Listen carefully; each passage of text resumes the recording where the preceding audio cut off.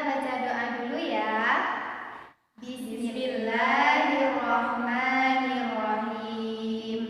Rabbi zidni ilman warzuqni fahman waj'alni min ibadikas sholihin. Amin.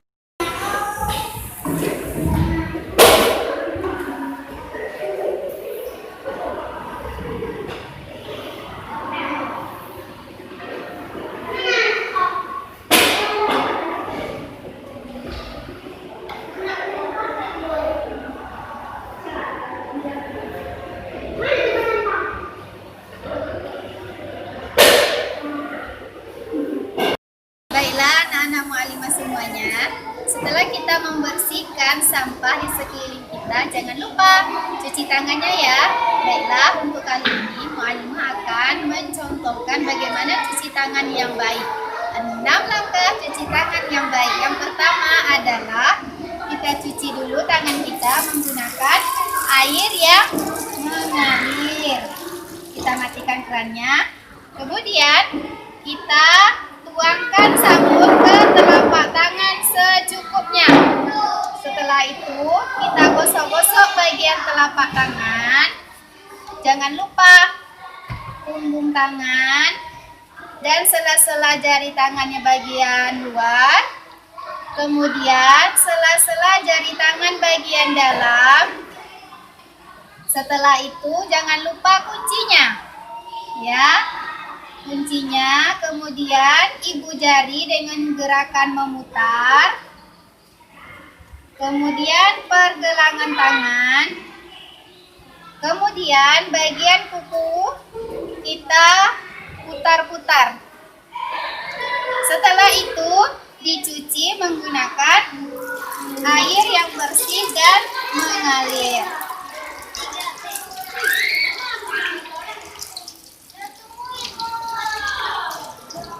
Yang terakhir jangan lupa kita keringkan menggunakan tisu secukupnya. Assalamualaikum warahmatullahi wabarakatuh. Baiklah anak-anak mu'alimah semuanya, pada hari ini kita akan melanjutkan pembelajaran hifdzul Quran kita, yaitu mengulang kembali surat Al-Infitor dari ayat 1 sampai ayat 10. Nah, pada minggu kemarin kita juga sudah belajar surat Al-Infitor. Jadi untuk minggu ini kita ulang kembali biar hafalan anak mu'alimah semuanya itu kuat ya.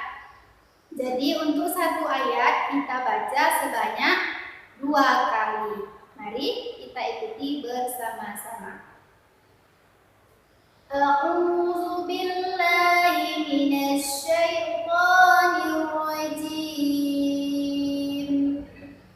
Bismillahirrahmanirrahim. Langsung ke ayat 1. Izas samaa'un fatarat. Kita ulang. Izas samaa'un fatarat. Ayat 2.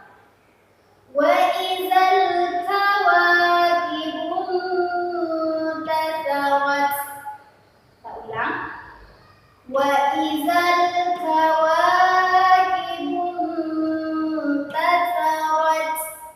Ayat 3. Wa idzal biharu fujjirat. Wa idzal biharu fujjirat. Ayat 4.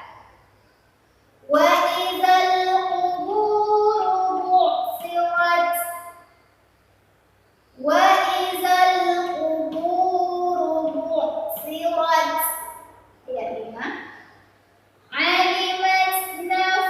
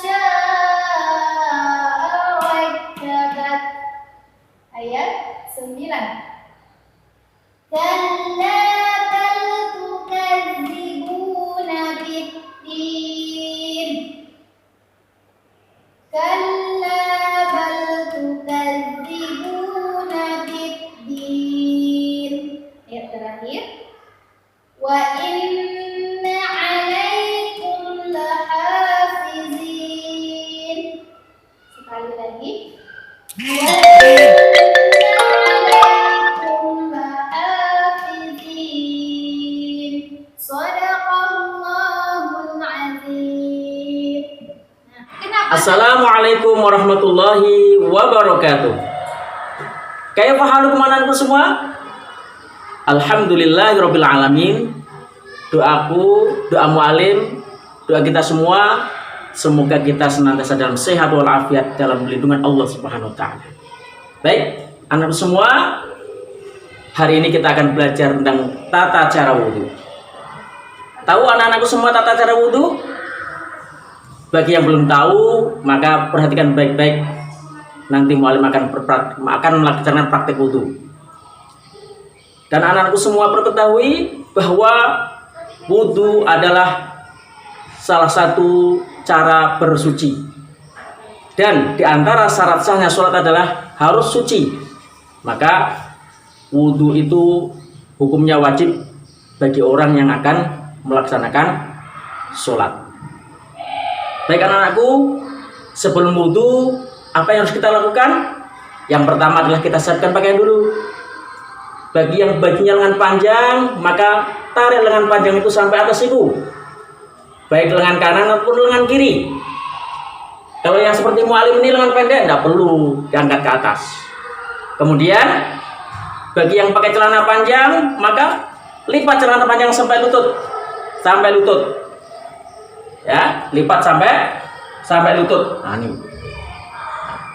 Selesai itu baru kita memulai wudhu. Nah, anak-anakku semua yang paling sayangi, ada berapa tata cara wudhu? Bahwa tata cara wudhu itu ada 8. Tata cara wudhu ada 10. Ada berapa anak? Ada 10. Tengok baik-baik bagaimana tata cara wudhu yang benar agar sholat kita sah. Baik, kita mulai anak-anakku semua. Perhatikan baik-baik, ya. Jangan bergurau. Baik, yang pertama adalah kita baca bismillah dulu. Bismillahirrahmanirrahim. Kemudian kita buka keran, bersihkan telapak tangan sampai pergelangan. Ya, sampai pergelangan ya. Nah, sampai pergelangan. Siap itu, kemudian berkumur-kumur, buang ke kiri.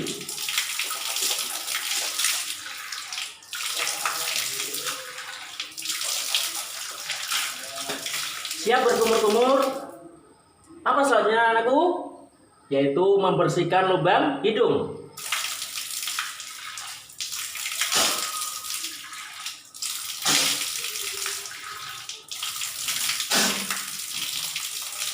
Selesai kita membersihkan lubang hidung, baru kita membasuh muka.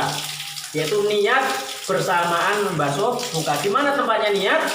Tempatnya niat adalah di dalam hati. Seperti apa lafaznya niat wudhu? Nawaitul wudhu'a li raf'il hadatsil asghari fardhan lillahi ta'ala.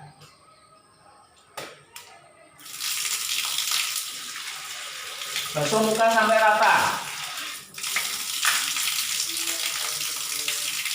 Atas tumbuhnya rambut, bawah tulang rahang, samping telinga harus rata 3 kali.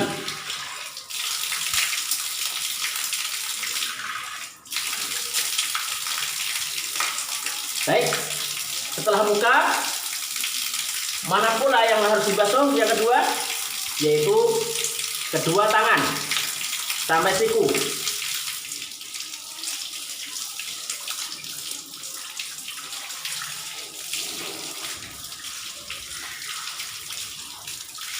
Yang kanan dulu, baru yang kiri, baru menyala-nyala jari. Selesai kedua tangan, kemudian mengusap kepala. Tarik ke belakang, kembalikan ke depan. Kalau perempuan, karena dia pakai jilbab, maka singkap jilbabnya sedikit. Jangan sampai kepala itu terbuka, cukup nampak wajah. Bagaimana cara mengusap kepala kalau perempuan? Cukup begini. Angkat dikit. Nah. Wasubunubun. Nah, ya. Nah, selesai mengusap kepala adalah mengusap kedua telinga. Bagaimana cara mengusap kedua telinga? Yaitu dengan jari telunjuk bersama dengan ibu jari. Jari telunjuk mengusap telinga dalam, ibu jari mengusap telinga luar. Tengok mualim nih. Nah, oke, kita praktekkan yang kanan dulu.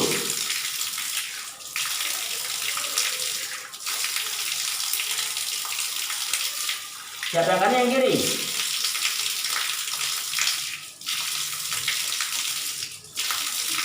Oke. Siap telinga. Selanjutnya adalah membasuh kedua kaki hingga mata kaki. Tengok, bagus-bagus. Curahkan air dari atas, dari ujung jari-jari, posok sampai rata, sampai atas mata kaki, baru sela-sela jari. Yang kanan dulu, baru yang kiri. Posok dari ujung jari sampai tumit, sampai atas mata kaki, baru sela-sela jari. Oke, wudhu telah siap. Selesai wudhu, yang terakhir adalah kita sempurnakan dengan membaca doa setelah wudhu. Menghadap kiblat, tengadahkan tangan ke atas, menghadap langit. Bismillahirrahmanirrahim. Asyhadu an la ilaha illallah wahdahu la syarikalah wa asyhadu anna Muhammadan abduhu wa rasuluh. Allahumma ja'alni minat tawwabina wa ja'alni minal mutatahhirin wa ja'alni min ibadika sholihin. Oke, demikianlah tata cara wudhu. Semoga anak-anak semua bisa memahami dan bisa melakukan wudhu dengan sebaik-baiknya. Sekian dan demikian dari Mualim. Ila liqa ma'assalamah. Sampai jumpa lagi. Semoga apa yang Mualim sampaikan menjadi ilmu yang bermanfaat. Akhiran, assalamualaikum warahmatullahi wabarakatuh. Assalamualaikum warahmatullahi wabarakatuh. Baiklah anak-anak mu'alimah semuanya, pada hari ini kita lanjutkan pembelajaran sains Quran kita, yaitu masih membahas tentang mat. Ya, apakah arti dari mat itu? Kalau menurut bahasa, mat itu artinya panjang.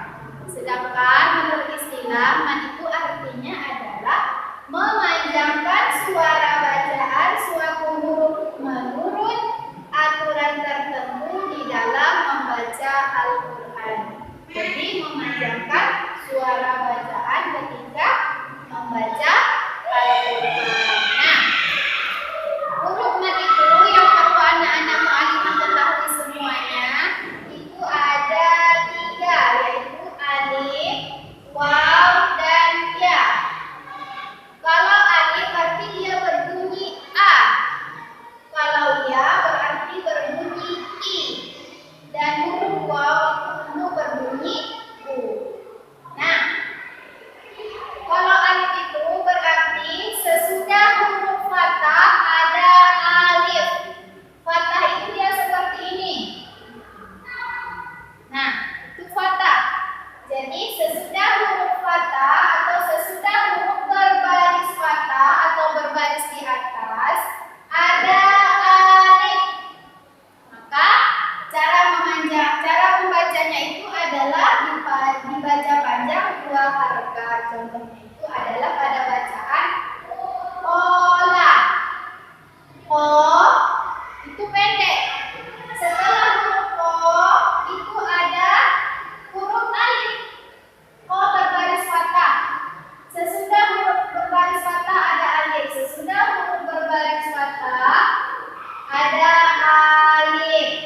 Nah, ini dia. Jadi o-nya dibaca 2 harakat. Ola.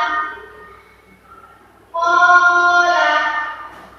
Selanjutnya yang kedua yaitu sesudah huruf berbaris kasroh. Kasroh itu artinya baris di bawah. Seperti ini. Nah, ada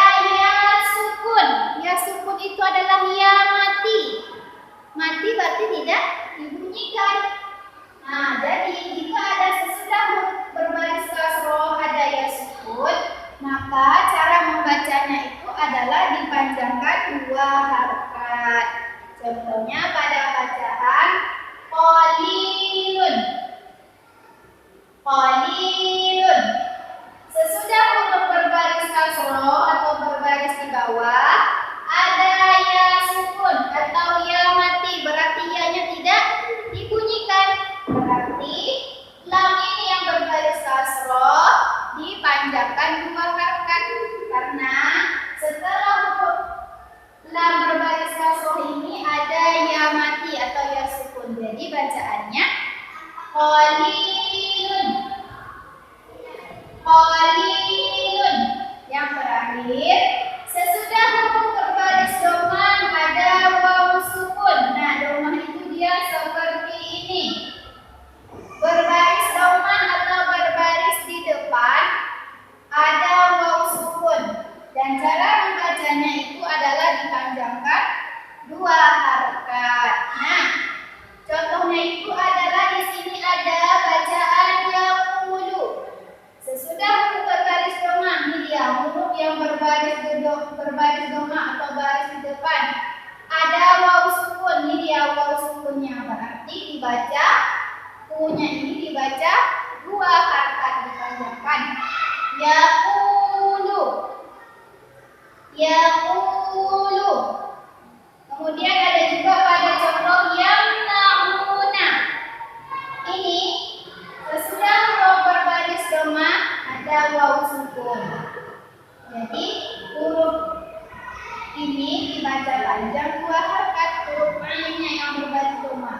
Berarti bacaannya yamna'una. Yamna'una. Nah, yang untuk anak-anak mu'allimah ingat bahwa jika ada huruf mat, alif, ya, dan waw ini di dalam bacaan, maka jangan lupa dibaca panjang 2 harokat. Ya, 2 harokat itu sekitar 1 kali genggaman tangan kemudian membukanya. Itu 2 harokat. Atau 2 harokat itu sama dengan 2 kali menggenggam tangan.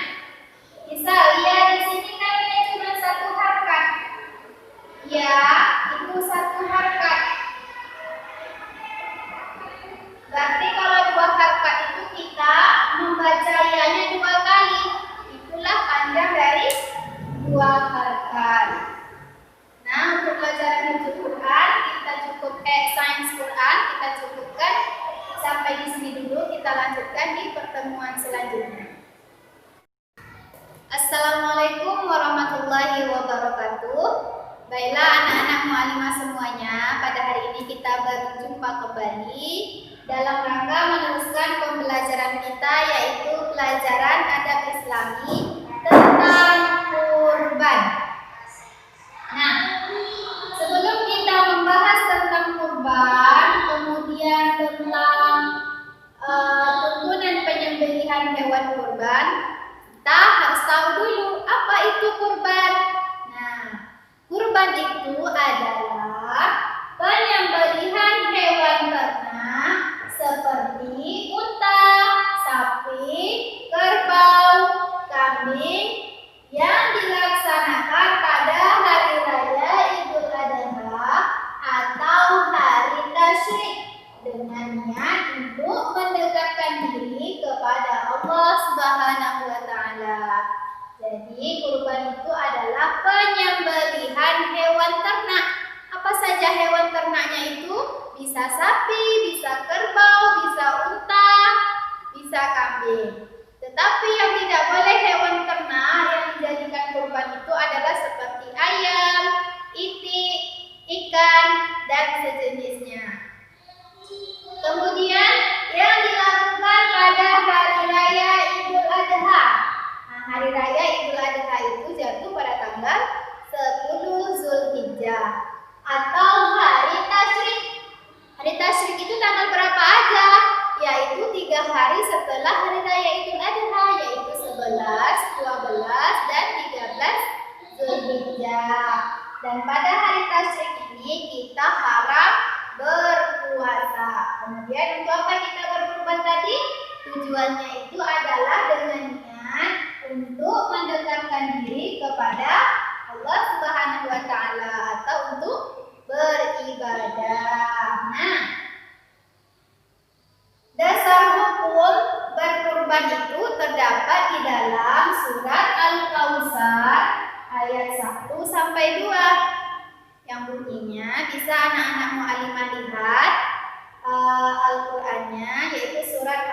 Kausar.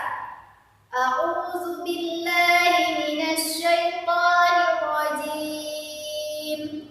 Bismillahirrahmanirrahim. Inna a'tainakal kautsar. Fasholli li rabbika wanhar.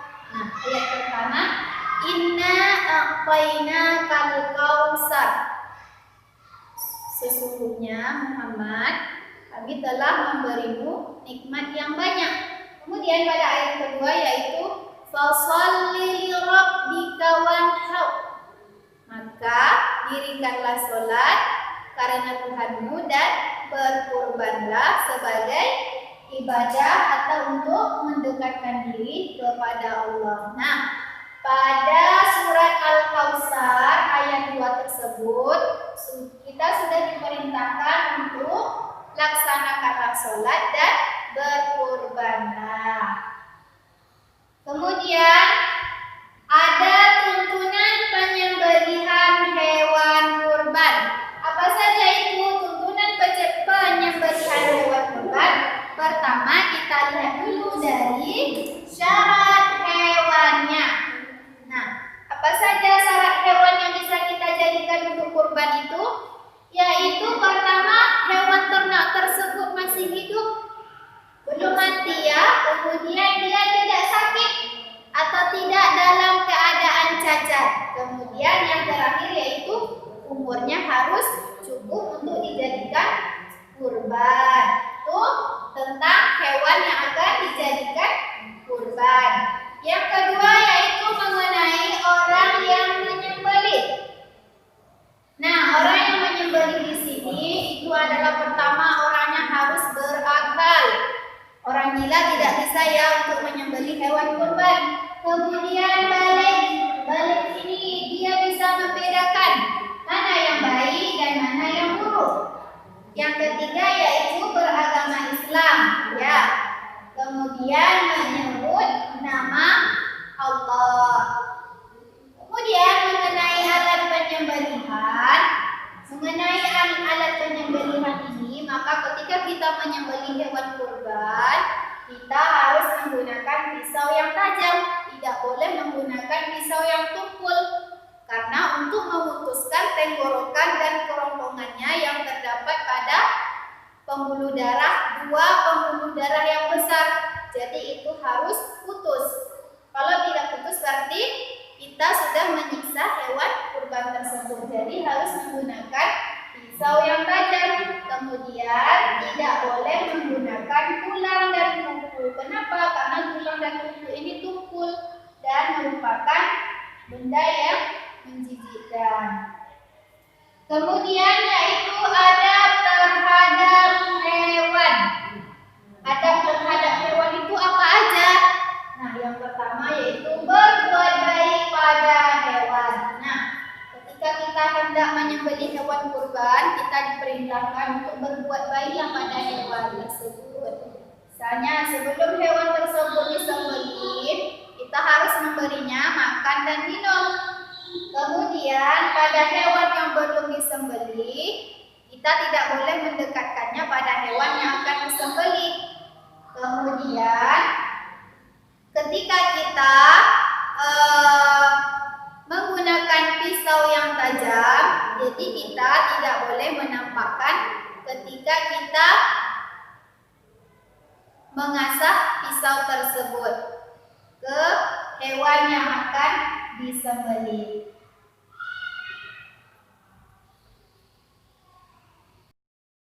Selanjutnya yaitu adab terhadap hewan yang nomor 2 adalah membaringkan hewan di sebelah kiri, kemudian memegang pisau dengan tangan kanan dan menahan kepala hewan ketika menyembelih. Nah, ketika kita hendak menyembelih, maka kita baringkan hewan tersebut ke sebelah kiri.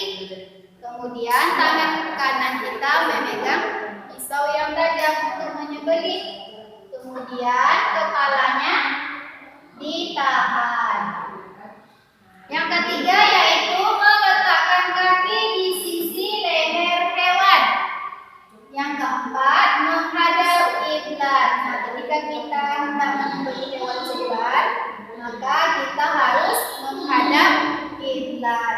Yang terakhir yaitu mengucap basmalah dan takbir. Jadi ketika kita hendak menyembelih hewan, baik itu hewan untuk kurban, akikah atau yang lainnya, maka kita harus mengucap basmalah terlebih dahulu. Bismillahirrahmanirrahim. Setelah mengucap basmalah, kita lanjut dengan mengucap sholawat Nabi. Allahumma sholli ala Sayyidina Muhammad wa ala ali Sayyidina Muhammad. Kemudian bertakbir. Allahu Akbar, Allahu Akbar, Allahu Akbar, walillahil hamd. Nah, dari semua yang Mu'alimah jelaskan, bisa kita simpulkan bahwa kurban itu merupakan penyembelihan hewan ternak, baik itu sapi, kambing, kerbau, atau unta, yang dilakukan pada hari raya Idul Adha, yaitu 10 Zulhijjah, atau hari tasyrik, yaitu tanggal 11, 12, 13 Zulhijjah, dengan niat yaitu untuk beribadah kepada Allah Subhanahu wa taala. Kemudian dasar hukumnya itu terdapat di dalam surat Al-Kautsar ayat 1 sampai 2. Kemudian adab terhadap hewan kurban itu ialah pertama mengenai hewannya tersebut, yaitu hewannya harus hidup, sehat, dan tidak cacat. Mengenai orang yang akan menyembelih, orang tersebut harus berakal, balik, Islam, dan menyebut nama Allah. Yang ketiga, mengenai alat yang akan digunakan untuk disembelih itu adalah bahwa alat tersebut harus menggunakan pisau yang tajam, dan tidak boleh menggunakan tulang dan kuku. Yang terakhir itu adalah berbuat baik pada hewan. Yang terakhir itu adalah adab terhadap hewan. Apa saja adab terhadap hewan itu? Yaitu pertama, berbuat baik kepada hewan, kemudian membaringkan hewan ke sebelah kiri, kemudian meletakkan kaki di sisi leher hewan tersebut, menghadap kiblat, kemudian membaca basmalah dan takbir. Nah, untuk pembelajaran adab Islami pada hari ini kita cukupkan sampai di sini. Kita lanjutkan di pertemuan selanjutnya. Assalamualaikum warahmatullahi wabarakatuh.